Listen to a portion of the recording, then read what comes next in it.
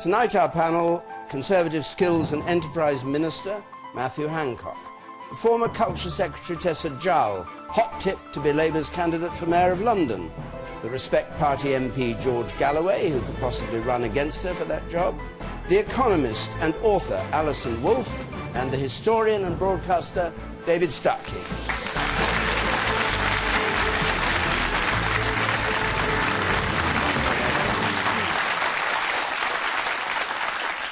Good, thank you very much. We'll take our first question from Lisa Gibson, please. Lisa Gibson. In the wake of 2 Coronation Street actors being cleared of sex abuse charges, should the accused be given anonymity in future rape cases? This is William Roach, of course, who was cleared by a jury today, and Michael Lavelle cleared earlier on a charge. George Galloway, the coalition agreement between Labour and between Conservatives and Liberal Democrat did have a plan. Same thing. Did have a proposal that the anonymity should be given to the person charged. What's your view? Well, it's a tricky one because when accusations are made and the accused is named, sometimes people come forward with evidence and sometimes with further allegations of other crimes. And it would obviously mitigate against that if the accused was granted anonymity. But in the light of what happened today, this vastly expensive, potentially devastating, disastrous set of false accusations against an innocent man cleared by the court. Indeed, some of the charges were dropped well into the case before even reaching the jury. I think that this matter will return to the agenda in a very big way.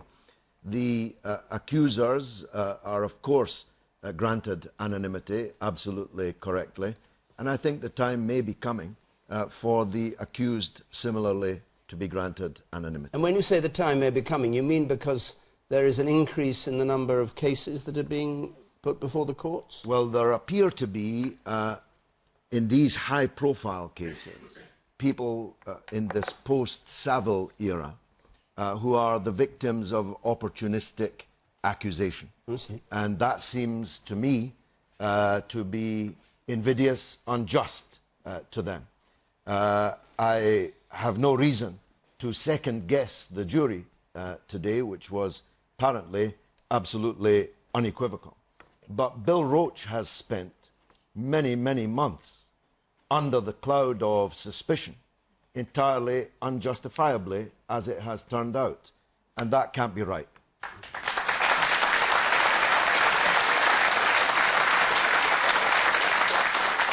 Tessa Jowell.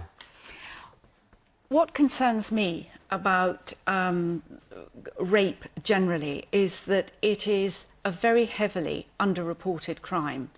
And I wouldn't want to see any step taken that reduced the likelihood of women coming forward, being helped to come forward, in some cases many years later, notwithstanding the case today. I don't think that this case, for all its celebrity and everything and the suffering of William Roche and his family, is a reason to take what is a very major step by allowing anonymity for those charged with rape. I think the major priority is to ensure that women who do suffer rape come forward, are supported to come forward, and that the police there is an insistence that the police take accusations of rape more seriously. But why is that affected than very by often anonymity? they do. Why is it affected by anonymity being granted to the accused? Well, because I think that, I think that, in many cases women are, they're afraid, they're not confident about the protection of their own anonymity. And I think that if you look at this in the round, the priority for us as a society is the protection of women who are subject to rape, and putting absolutely no obstacle in the way of their coming forward and being supported to come forward and bring cases of rape where they have suffered this terrible sexual violence. OK, Alison Wolf. I completely agree with George Galloway. I think that the time has come, actually I think the time was a long time ago, for people who are accused of rape to be granted anonymity until the end of the trial. Clearly, if they're then found guilty, their name comes forward. But I cannot see why putting people through this helps in any way to encourage women to come forward with accusations. It seems to me that there is actually a huge number of unjust accusations being made against people in our society. Most of them don't hit the headlines in this way. It's a living nightmare for many teachers, and I think that it is perfectly possible to have a fair trial with the accused remaining anonymous, and I cannot see how we can possibly justify the number of innocent people who are being put through this. And of course, as many of them will say, once you've been accused, there is this muttering, you know, no smoke without fire, mud sticks, all of these things are perfectly true. And what about the Stuart Hall case? You remember he pleaded, he said these were all lies and tissue of lies. His name came out, and then a whole lot of other people came up and accused him. And then he pleaded guilty. But that's also like saying you should hang people because there will be people who won't commit murder because they're terrified of being hanged. I think our primary duty is to protect the innocent in our society and make sure that they get a fair trial. You said, Luke. I think, given the way the case ended, there was a clear lack of concrete evidence. I think Mr. Galloway touched on that point there.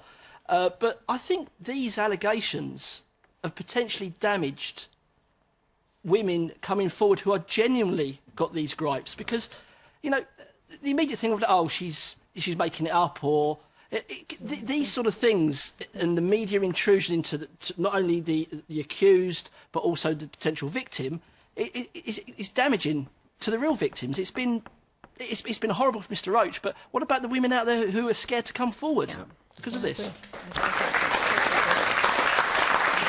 David Starkey.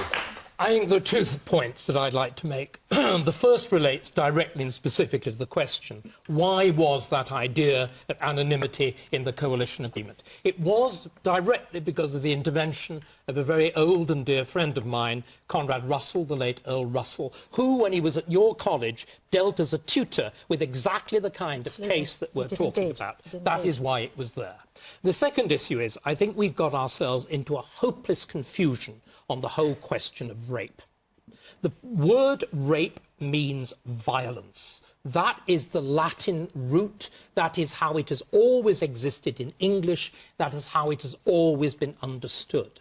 What we have tried to do is to take that word with all its terrible associations and apply it to a whole series of much more awkward, much more difficult to establish, much more contested and contentious sexual encounters by focusing on this issue of consent, which so often boils down, as it did exactly in this case, to his word against her word. Now, I cannot see that the law is at all good at dealing with this. It really isn't. It works very badly. And I think that it encourages false accusation. It also encourages other things as well on the other side. It's a very, very awkward, difficult law. We're in a state of complete confusion about sexual etiquette, aren't we? Complete confusion about what is right and what is wrong. We're trying to change it. We're trying to use the law to change it. And you, Tessa, said something which I think, frankly, is deeply shocking. You said that our interest as a society is on, bringing forward more victims of rape. I'm sorry, we have one interest in society when the law is applied, and it's called justice. And justice is blind, and justice is even-handed. And this sense of a very large female paw resting on one pan of the scale is bad and it's wrong. And I'm going to use the word, it's immoral. That's utterly reactionary tosh. Rape does not have to involve violence. No means no. If you proceed, it's rape, whether there's violence involved or not? Shouting, by the way, doesn't deal with the problem at all effectively. Well, I'm outraged at what you said. No, I'm sorry. So will half the country. Didn't you say well, that you didn't... good, because it might make them think. Just sort of mouthing these things, you know, no means no. Think of the... I'm not heterosexual.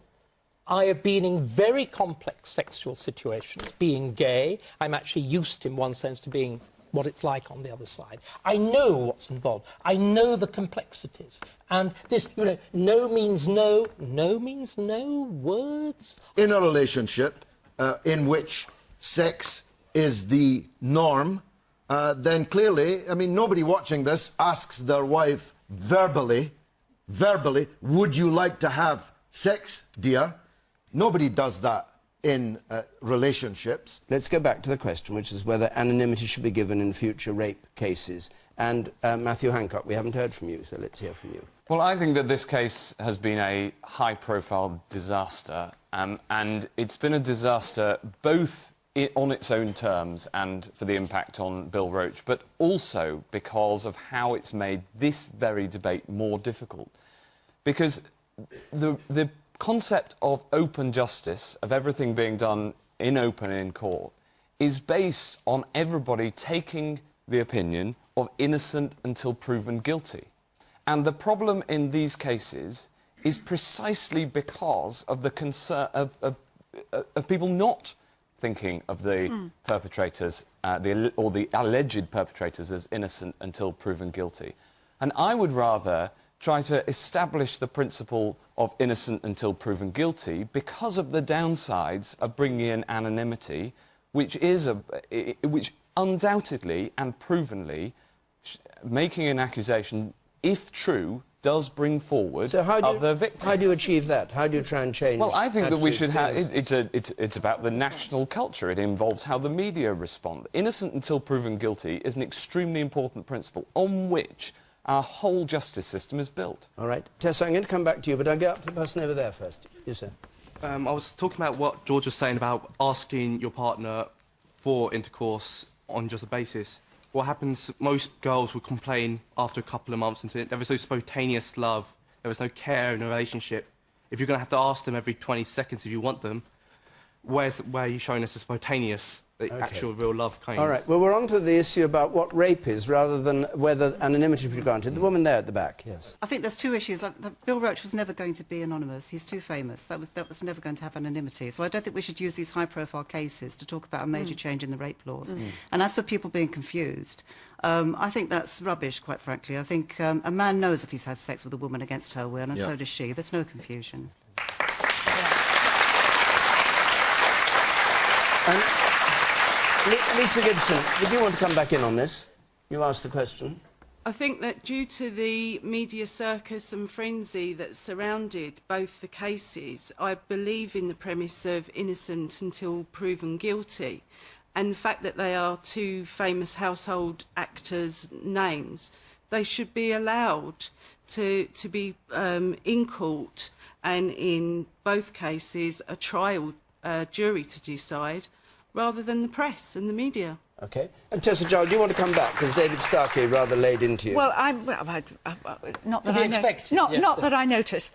I mean, my test for this is, does any change in the law make it less likely that some of the young women that I represent and, you know, I know turn up at the local hospital, they go to the police, or they languish in school because something horrific has happened to them?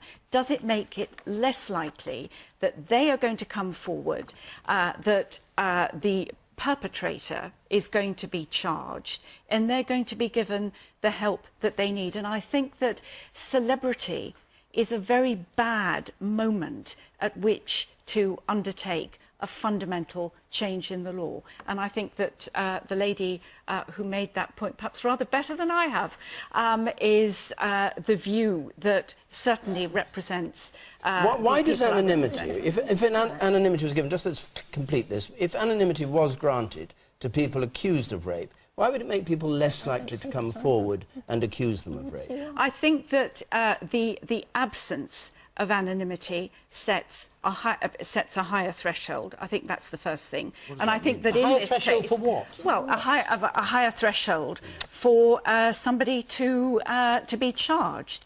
And I think also, you see, the role of the CP... Doesn't evidence just do that? The lack of anonymity also makes it very tempting to bring false charges when what you want to do is to harm somebody and hurt somebody. No, but you don't care if they're later acquitted, because they will, in the meantime, have had terrible damage done to them. All right. I think we'll have to... There are thousands and thousands of young women and older women in this country who have suffered forms of sexual violence and never had the confidence or the ability to come What's this to the forward. point? It has no relationship to the issue of anonymity. Right, I'm going to hand the...